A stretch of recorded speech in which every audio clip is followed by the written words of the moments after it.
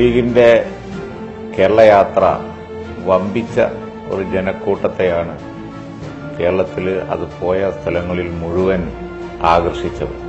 മാത്രമല്ല, പോകുന്ന വഴിക്കും അതുപോലെ പൊതുയോഗ സ്ഥലത്തുമൊക്കെ കൂടിയത് കേവലം മുസ്ലിം ലീഗുകാരല്ല, പൊതുസമൂഹം മുഴുവൻ ഈ കേരളയാത്രയിൽ ഞങ്ങൾ എന്താണ് പറയുന്നത് എന്ന് കേൾക്കാൻ എല്ലാ സ്ഥലത്തും തടിച്ചുകൂടിയിരുന്നു. അതിന്റെ ഒരു കാരണം ഞാൻ മനസ്സിലാക്കുന്നത് കാലഘട്ടത്തിന്റെ മുദ്രാവാക്യം ഞങ്ങളെടുത്തതാണ്. അന്തർദേശീയ തലത്തിൽ ഏവരെയും വല്ലാതെ ആശങ്കയിലാക്കുന്ന തീവ്രവാദം, ഇന്ത്യയിലാണെങ്കിൽ അതിലേറെ ആശങ്ക പരത്തുന്ന ഫാസിസ്റ്റ് പ്രവണതകൾ, ഇതിനെ രണ്ടിനെയും ഒരുപോലെ എതിർത്ത് അതിന് അർഹതയുള്ള മുസ്ലിം ലീഗ് രംഗത്തിറങ്ങി എന്ന് പറഞ്ഞപ്പോൾ തീർച്ചയായിട്ടും ഈ ഭീഷണികളൊന്നും ഈ മണ്ണിൽ വരില്ല എന്ന ഒരു ആത്മവിശ്വാസം ജനങ്ങളിലുണ്ട്. അത് വളരെയധികം ശ്രദ്ധ ആകർഷിച്ചു. അതിന് സപ്പോർട്ട് കൊടുക്കാൻ തന്നെയാണ് പൊതുസമൂഹം തടിച്ചുകൂടിയത്.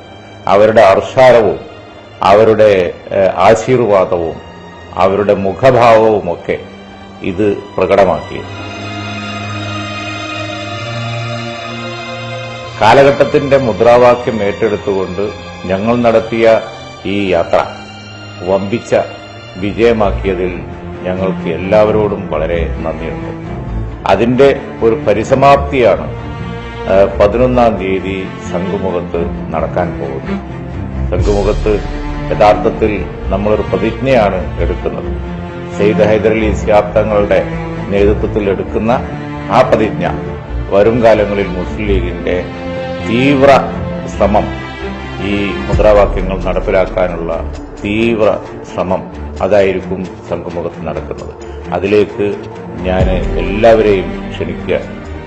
ആ നിമിഷത്തിന് സാക്ഷിയാവാൻ കേരളത്തിലെ മുഴുവൻ പൌരാവലിയെയും അതുപോലെ തന്നെ യുവജനങ്ങളെയും വിദ്യാർത്ഥികളെയും സഹോദരിമാരെയും എല്ലാവരെയും ഈ സന്ദർഭത്തിൽ ഞാൻ ക്ഷണിക്കുക.